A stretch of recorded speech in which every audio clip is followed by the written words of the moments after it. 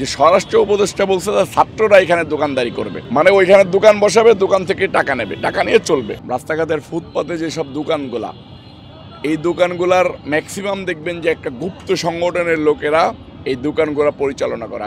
আর আওয়ামী লীগকে ফাঁকফোকর এই অন্তর্বর্তীকালীন সরকারের কিছু অংশই এই ফাঁকফোকরটা দিচ্ছে।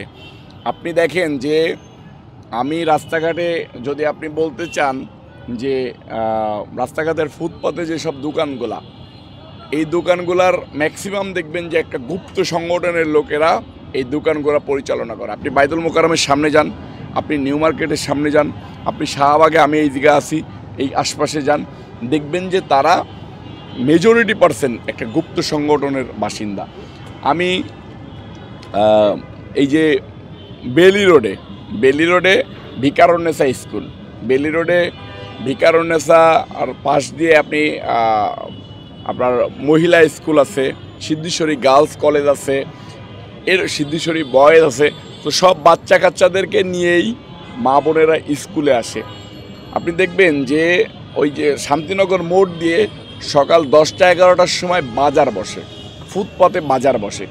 এই বাজারগুলাকে আমরা উঠাই দেওয়ার জন্য প্রশাসনের কাছে একটা দরখাস্ত বললাম, মৌখিকভাবে বললাম, লিখিতভাবে বললাম।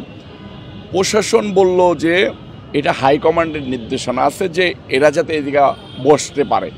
তা আমরা জিজ্ঞেস করলাম যে ভাই কোন হাইকমান্ডের নির্দেশনা আছে? একদম সরাসরি আপনার সরাসরি স্বরাষ্ট্র উপদেষ্টার কথা বললো, যে স্বরাষ্ট্র উপদেষ্টা বলছে যে ছাত্ররা এখানে দোকানদারি করবে, মানে ওইখানে দোকান বসাবে, দোকান থেকে টাকা নেবে, টাকা নিয়ে চলবে।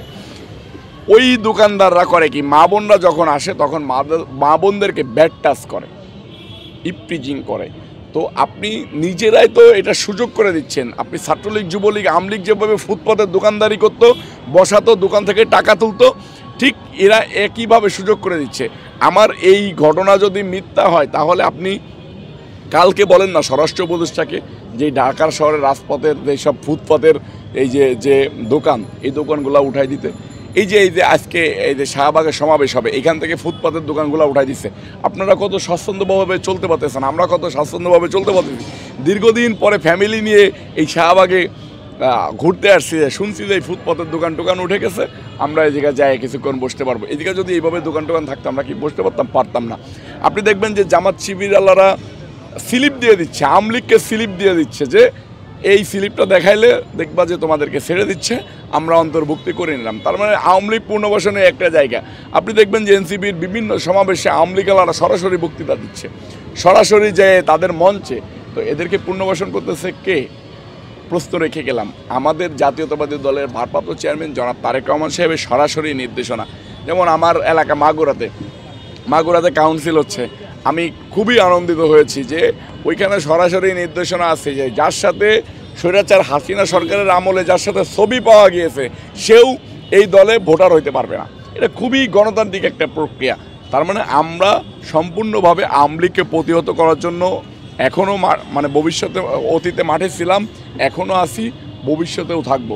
কিন্তু একটা রাষ্ট্র যখন কোনো আবার স্বৈরাচার হওয়ার জন্য স্বৈরাচারী হাসিনা সরকারের সহযোগিতা নিতে তাদের লোকজনদেরকে প্রিভিলেজ দেয়, তাহলে তো আমাদের আসলে কিছু করার নাই। আমরা যদি সরকারে থাকতাম তাহলে অবশ্যই এটাকে আমরা ভালোভাবে টেক কেয়ার করতাম। সমাবেশ, জাতীয়তাবাদী ছাত্রদলের সমাবেশ আগাগোড়াই অনেক ভালো হয়ে এসেছে। আপনি কিছুদিন আগে জাতীয়তাবাদী ছাত্রদলের সমাবেশ দেখেছেন পল্টনে, লোকারণ্য, রাস্তাঘাট, অলি গলি কোনো জায়গায় ছিল না যে বাদ রয়েছে।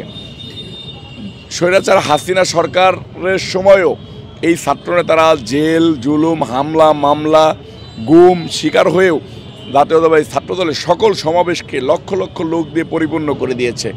তো স্বৈরাচার হাসিনার বিদায় হয়েছে, এরা স্বাচ্ছন্দ্যভাবে আসতে পারবে, এটা চিন্তা করে আপনি এইখানে জনসমুদ্র দেখবেন, জনসমুদ্র দেখবেন।